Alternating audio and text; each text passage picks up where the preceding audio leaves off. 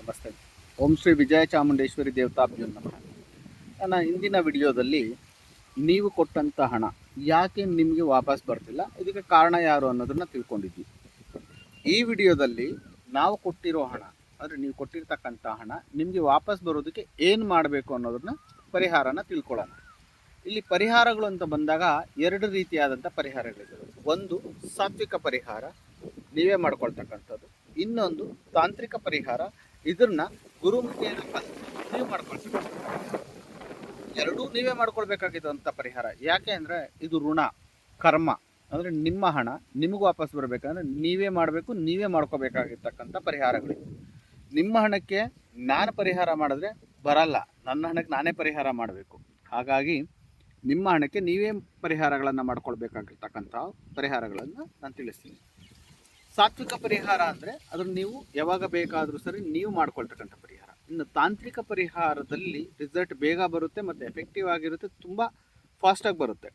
ಆದರೆ ಇದು ಸಾರ್ವಜನಿಕವಾಗಿ ತಿಳಿಸ್ಲಿಕ್ಕೆ ಬರೋದಿಲ್ಲ. ಯಾಕಂದರೆ ಇದು ತಂತ್ರ ಪರಿಹಾರ ಆಗಿರೋದ್ರಿಂದ ತಂತ್ರದಲ್ಲಿ ಮಾಡೋ ವಿಧಾನದಲ್ಲಿರ್ಬೋದು, ಉಚ್ಚಾರ ಮಾಡೋದ್ರಲ್ಲಿರ್ಬೋದು, ಮಂತ್ರಪಠನೆಯಲ್ಲಿರ್ಬೋದು, ಅಥವಾ ಮಾಡ್ತಕ್ಕಂಥ ರೀತಿಯಲ್ಲಿರ್ಬೋದು, ಒಂದು ಸ್ವಲ್ಪನೂ ವ್ಯತ್ಯಾಸ ಆದ್ರೂ ಅದರ ಫಲ ಬೇರೆ ರೀತಿಯಾಗಿರುತ್ತೆ, ವ್ಯತಿರಿಕ್ತವಾಗಿ ಬಂದ್ಬಿಡುತ್ತೆ ಫಲ. ಹಾಗಾಗಿ ತಾಂತ್ರಿಕ ಪರಿಹಾರವನ್ನು ಸಾರ್ವಜನಿಕವಾಗಿ ಹೇಳೋದಿಲ್ಲ, ಹೇಳಲಿಕ್ಕೆ ಬರೋದು ಇಲ್ಲ. ಆಯಿತಾ. ಇನ್ನು ಸಾತ್ವಿಕ ಪರಿಹಾರ, ನೀವೇ ಮಾಡ್ಕೊಳ್ತಕ್ಕಂಥ ಪರಿಹಾರವನ್ನು ತಿಳಿಸ್ತೀನಿ. ಈ ಪರಿಹಾರ 100ಕ್ಕೆ 100ರಷ್ಟು ಫಲವನ್ನು ಕೊಡುತ್ತೆ. ನೀವು ಎಷ್ಟು ನಂಬಿಕೆ ಇಟ್ಟು ಮಾಡ್ಕೊಳ್ತೀರೋ, ನೀವು ಎಷ್ಟು ಶ್ರದ್ಧೆಯಿಂದ ಮಾಡ್ಕೊಳ್ತೀರೋ, ಫಲ ಅಷ್ಟೇ ಬೇಗ ಸಿಗುತ್ತೆ. ಸ್ವಲ್ಪ ಟೈಮ್ ತಗೊಳ್ಳುತ್ತೆ ಅಷ್ಟೇ ಫಲ. ಯಾಕಂದರೆ ಸಾತ್ವಿಕವಾಗಿರೋದ್ರಿಂದ ಇದು ಕಾಲಾವಕಾಶವನ್ನು ತಗೊಳ್ಳುತ್ತೆ. ಈ ಪರಿಹಾರಗಳನ್ನು 5 ವಾರ 9 ವಾರ ಮಾಡಬೇಕಾದಂಥ ಪರಿಹಾರ. ನೀವು ಈ ಪರಿಹಾರನ ಒಬ್ಬರ ಹೆಸರಲ್ಲಿ ಸ್ಟಾರ್ಟ್ ಮಾಡಿದ್ರೆ ಅವ್ರದ್ದು ಮುಗಿಯೋವರೆಗೂ 5 ವಾರನೋ 9 ವಾರನೋ ನೀವು ಸಂಕಲ್ಪ ಮಾಡ್ಕೊಳ್ತಕ್ಕಂಥದ್ರ ಮೇಲೆ ಡಿಪೆಂಡ್ ಆಗಿರುತ್ತೆ. ಅಷ್ಟು ದಿನಗಳವರೆಗೂ ಒಬ್ಬರದ ಹೆಸರಲ್ಲೇ ಮಾಡಬೇಕಾಗ್ತದೆ. ನೀವು 4-5 ಜನಕ್ಕೆ ದುಡ್ಡು ಕೊಟ್ಟಿರ್ತೀರ, 4-5 ಜನದ್ದು ಒಂದೇ ಇದರಲ್ಲಿ ಸೇರಿಸ್ಬಿಟ್ಟು ಮಾಡಿದ್ರೆ ಬರುತ್ತಾ? ಬರಲ್ಲ. ಒಬ್ಬರಿಗೆ ಒಂದು ಸರಿ ಸಂಕಲ್ಪ ಮಾಡ್ಕೊಳ್ಳಿ, ಕಂಟಿನ್ಯೂ ಆಗಿ ಮಾಡ್ಕೊಳ್ಳಿ. ಈ ಪರಿಹಾರ 100% ವರ್ಕೌಟ್ ಆಗುತ್ತೆ. ನಿಮ್ಮ ಹಣ ನಿಮಗೆ ವಾಪಸ್ ಬಂದೇ ಬರುತ್ತೆ. ಇದು ನಾನು ಬೇರೆಯವ್ರಿಗೆ ತಿಳಿಸಿದ್ದೀನಿ, ಅವರು ಮಾಡಿದ್ದಾರೆ. ಹಾಗಾಗಿ ರಿಸಲ್ಟ್ ಓರಿಯೆಂಟೆಡ್, ಇದು ಅವ್ರಿಗೆ ಬಂದಿದೆ ಹಣ. ಹಾಗಾಗಿ ಈ ಪರಿಹಾರನ ಮಾಡ್ಕೊಳ್ಳಿ. ಈ ಮಾಡ್ಕೊಳ್ಳೋದ್ರಿಂದ ನಿಮ್ಮ ಹಣ ನಿಮಗೆ ವಾಪಸ್ ಬರುತ್ತೆ. ವಿಡಿಯೋನ ತಪ್ಪದೆ ಕೊನೆಯವರೆಗೂ ನೋಡಿ, ನಿಮಗೆ ಸಂಪೂರ್ಣವಾಗಿ ಮಾಹಿತಿನ ತಗೊಂಡು ಮಾಡಿ. ಅರ್ಧಂಬರ್ಧ ಕೇಳಿಬಿಟ್ಟು ಅರ್ಧಂಬರ್ಧ ಮಾಡಿದ್ರೆ ಇದರಲ್ಲಿ ಪರಿಹಾರ ಫಲಿಸಲ್ಲ. ಹಾಗಾಗಿ ಯಾವುದೇ ಪರಿಹಾರವನ್ನು ಸಂಪೂರ್ಣವಾಗಿ ತಿಳ್ಕೊಂಡು ಮಾಡಬೇಕು. ನೀವು ಏನಕ್ಕೆ ಮಾಡ್ತಿದ್ದೀರಾ ಅನ್ನೋದನ್ನು ತಿಳ್ಕೊಂಡು ಮಾಡಬೇಕು, ಆಗ ಮಾತ್ರ ಅದು ಫಲಿಸುತ್ತೆ. ಹಾಗಾಗಿ ವಿಡಿಯೋನ ಸಂಪೂರ್ಣವಾಗಿ ನೋಡಿ. ಈ ಪರಿಹಾರವನ್ನು ಗುರುವಾರದಂದು, ಮಂಗಳವಾರದಂದು, ಶುಕ್ರವಾರದಂದು ಮಾಡಬೇಕಾಗುತ್ತೆ. 3 ದಿನ, ವಾರದಲ್ಲಿ 3 ದಿನಗಳಲ್ಲಿ ಯಾವ ವಾರ ಮಾಡ್ತಿರೋ ಆ ವಾರ ಸಂಕಲ್ಪ ಮಾಡಿಕೊಂಡು ಆ ವಾರದಲ್ಲಿ ಮಾಡ್ಬೋದು. ಕೆಲವರು ಕೇಳ್ಬೋದು, 3 ದಿನ ಇದೆ, 5 ವಾರ ಸಂಕಲ್ಪ ಮಾಡಿಕೊಂಡು ಮಂಗಳವಾರ ಗುರುವಾರ ಶುಕ್ರವಾರ ಮುಗಿಸ್ಬೋದಲ್ಲ ಅಂತ.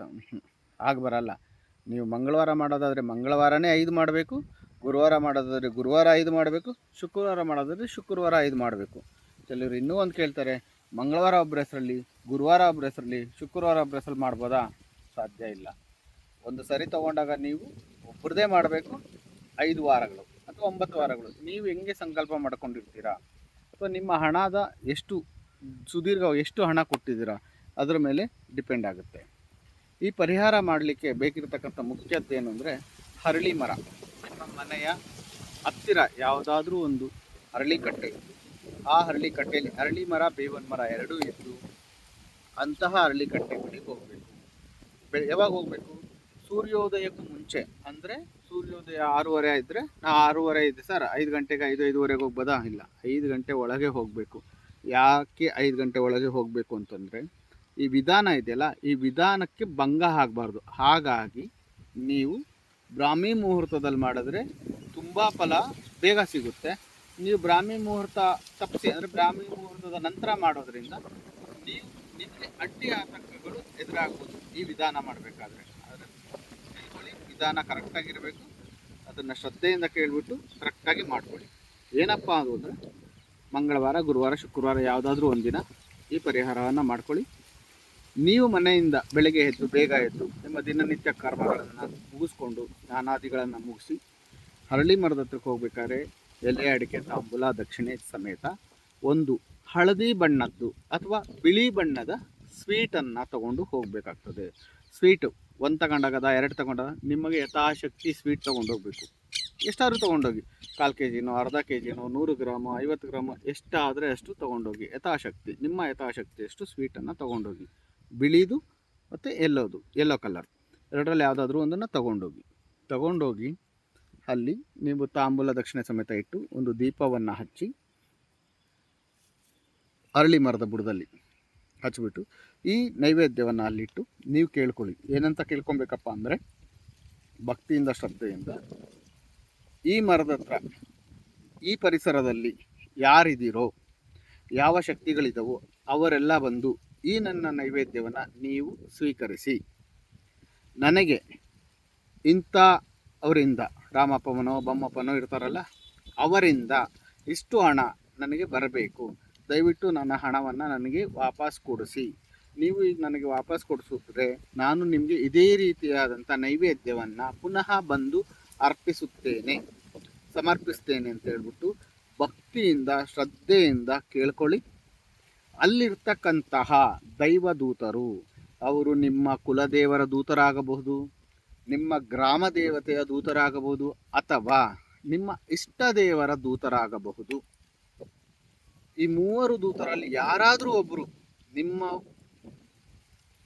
ಪ್ರಾರ್ಥನೆಯನ್ನು ಆಲಿಸಿ ಅದಕ್ಕೆ ಸ್ಪಂದಿಸಿ ನಿಮಗೆ ಹಣವನ್ನು ಕೊಡಬೇಕಾಗಿರ್ತಕ್ಕಂಥ ವ್ಯಕ್ತಿಗೆ ಹೋಗಿ ನಿಮ್ಮ ಹಣವನ್ನು ವಾಪಸ್ ನಿಮಗೆ ಕೊಡೋದಕ್ಕೆ ಎಚ್ಚರಿಕೆಯನ್ನು ಕೊಡ್ತಾರೆ. ಮತ್ತು ಅದಕ್ಕೆ ಏನು ಬೇಕೋ ಆ ರೀತಿಯಾದಂಥ ಸನ್ನಿವೇಶಗಳನ್ನು ಅವರಿಗೆ ಉಂಟು ಮಾಡ್ತಾರೆ. ಆಗ ವ್ಯಕ್ತಿ ಅವರೇ ಬಂದು ನಿಮಗೆ ಹಣವನ್ನು ಕೊಡ್ತಕ್ಕಂತಹ ಸ್ಥಿತಿಯನ್ನು ಅವರು ಅಲ್ಲಿ ತಂದಿಡ್ತಾರೆ. ಅದು ಮನಪರಿವರ್ತನೆ ಆಗ್ಬೋದು, ಅಥವಾ ಅವ್ರಿಗೆ ಪ್ರತಿನಿತ್ಯ ಹೋಗಿ ನಿಮಗೆ ಹಣವನ್ನು ಕೊಡಬೇಕು, ನೀವು ಅವ್ರ ಕನಸಲ್ಲಿ ಹೋಗೋದಾಗ್ಬೋದು, ಯಾವುದೋ ಒಂದು ರೀತಿಯಲ್ಲಿ ಆಗುತ್ತೆ. ಇದು ಒಂದೇ ವಾರಕ್ಕಾಗುತ್ತಾ? ಇಲ್ಲ. 2 ವಾರಕ್ಕಾಗುತ್ತಾ? ಇಲ್ಲ. 3 ವಾರಕ್ಕೆ. ನೀವು ಸಂಕಲ್ಪ ಮಾಡಿಕೊಂಡ 2ರಿಂದ 3ನೇ ವಾರದಲ್ಲಿ ಸ್ಟಾರ್ಟ್ ಆಗುತ್ತೆ. ಆಗುತ್ತೆ. ನೀವು ಎಷ್ಟು ಭಕ್ತಿಯಿಂದ ಶ್ರದ್ಧೆಯಿಂದ ನೀವು ಕೇಳ್ಕೊಳ್ತೀರೋ ಅಷ್ಟೇ ನಿಮಗೆ ಫಲ ಕೊಡ್ತದೆ. ಯಾಕೆಂದರೆ ಇದನ್ನು ಮಾಡೋದು ನೀವೇ.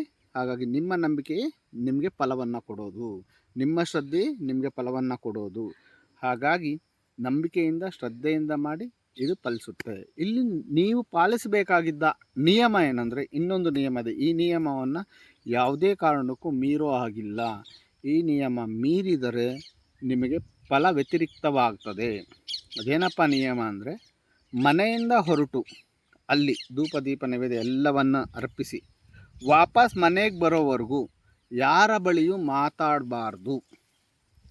ನೀವು ಮನೆಯಿಂದ ಹೊರಟು ಪೂಜೆಯನ್ನು ಮುಗಿಸ್ಕೊಂಡು ವಾಪಸ್ ಮನೆಗೆ ಬರೋವರೆಗೂ ಯಾರೇ ಕರೆದ್ರು ಹಿಂದೆ ತಿರುಗಿ ನೋಡಬಾರ್ದು, ಯಾರನ್ನೂ ಮಾತಾಡಿಸ್ಬಾರ್ದು. ಇದು ನಿಯಮ. ಈ ನಿಯಮವನ್ನು ಪಾಲಿಸಿ ಮಾಡ್ಕೊಳ್ಳಿ. ಇದರಿಂದ ಖಂಡಿತವಾಗ್ಲೂ ನೀವು ಕೊಟ್ಟಂಥ ಹಣ ಸ್ವಲ್ಪ ಸಮಯದಲ್ಲೇ ತಗೊಂಡ್ರೂ ಸಹ ಅದು ರಿಸಲ್ಟನ್ನು ಕೊಡುತ್ತೆ. ನಿಮ್ಮ ಹಣ ನಿಮಗೆ ವಾಪಸ್ ಸಿಗುತ್ತೆ. 2ನೇದು ನಿಯಮ, 2ನೇ ವಾರ ನೀವು ಸ್ಟಾರ್ಟ್ ಮಾಡಿದ 2ನೇ ವಾರ ತಪ್ಪಿಸಲೇಬಾರದು. 2ನೇ ವಾರ ತಪ್ಪಿಸಬಾರದು. ಯಾಕೆಂದರೆ ದ್ವಿತೀಯ ವಿಘ್ನಂ ಮಹಾಭಗ್ನಂ ಅಂತ ಹೇಳ್ತಾರೆ. 2ನೇದು ಏನಾದರೂ ವಿಘ್ನ ಆಯಿತು ಅಂದರೆ ಅದು ಅಲ್ಲಿಗೆ ಬಿಟ್ಬಿಡಿ. ಆ ವ್ಯಕ್ತಿ ನಿಮಗೆ ಹಣವನ್ನು ಕೊಡೋದಕ್ಕೆ ತುಂಬ ಕಷ್ಟ, ಅಥವಾ ಅದು ಹಿಂತಿರುಗಿ ಬರೋದಿಲ್ಲ ಅನ್ನೋದು ಸೂಚನೆ ಆಗುತ್ತೆ. ಹಾಗಾಗಿ ಈ 2ನ್ನು ತಪ್ಪಿಸದೆ ಮಾಡ್ಕೊಳ್ಳಿ. ಕೊನೆಯದಾಗಿ ಹೇಳ್ತಿದ್ದೀನಿ, ಎಚ್ಚರಿಕೆಯಿಂದ ಕೇಳಿ. ನ್ಯಾಯಬದ್ಧವಾಗಿ ಕೊಟ್ಟಿರ್ತಕ್ಕಂಥ ಹಣ ನಿಮಗೆ ವಾಪಸ್ ಬರುತ್ತೆ. ನೀವು 10 ರೂಪಾಯಿ ಕೊಟ್ಬಿಟ್ಟು ನನಗೆ 100 ರೂಪಾಯಿ ಅವನು ಕೊಡಬೇಕು ಅಂತ ಹೇಳ್ಬಿಟ್ಟು 100 ರೂಪಾಯಿದು ನೀವು ಡಿಮ್ಯಾಂಡ್ ಇಟ್ಟರೆ ಬರೋದಿಲ್ಲ ಹಣ. ನೀವೇನು ಕೊಟ್ಟಿದ್ದೀರ ಅದು ನಿಮಗೆ ವಾಪಸ್ ಸಿಗುತ್ತೆ. ಈ ರೆಮಿಡಿಯನ್ನು ಮಾಡಿ, ಈ ಪರಿಹಾರವನ್ನು ಮಾಡ್ಕೊಳ್ಳಿ. ಈ ಪರಿಹಾರವನ್ನು ಮಾಡ್ಕೊಳ್ಳೋದ್ರಿಂದ ನಿಮ್ಮ ಹಣ ನಿಮಗೆ ಖಂಡಿತವಾಗೂ ವಾಪಸ್ ಬರುತ್ತೆ. ಇನ್ನು ತಾಂತ್ರಿಕ ರೀತಿಯಲ್ಲಿ ಮಾಡ್ತಕ್ಕಂಥ ಪರಿಹಾರವನ್ನು ಸಾರ್ವಜನಿಕವಾಗಿ ತಿಳಿಸೋದಕ್ಕೆ ಸಾಧ್ಯ ಇಲ್ಲ. ಸೊ ಯಾರ್ಯಾರಿಗೆ ಈ ವಿಡಿಯೋ ಇಷ್ಟ ಆಗಿದೆ ಅವರು ವಿಡಿಯೋನ ಲೈಕ್ ಮಾಡಿ, ನಿಮ್ಮ ಸ್ನೇಹಿತರಿಗೂ ತಿಳಿಸಿ. ಯಾಕೆಂದರೆ ನೀವು ಕಷ್ಟಪಟ್ಟು ಕೊಟ್ಟಿರ್ತಕ್ಕಂಥ ಹಣ ನಿಮಗೆ ವಾಪಸ್ ಬರಬೇಕು ಅಂದಾಗ ಈ ರೆಮಿಡಿಯನ್ನು ಮಾಡ್ಕೊಳ್ಳೋದ್ರಿಂದ ಅದು ವಾಪಸ್ ಬರುತ್ತೆ.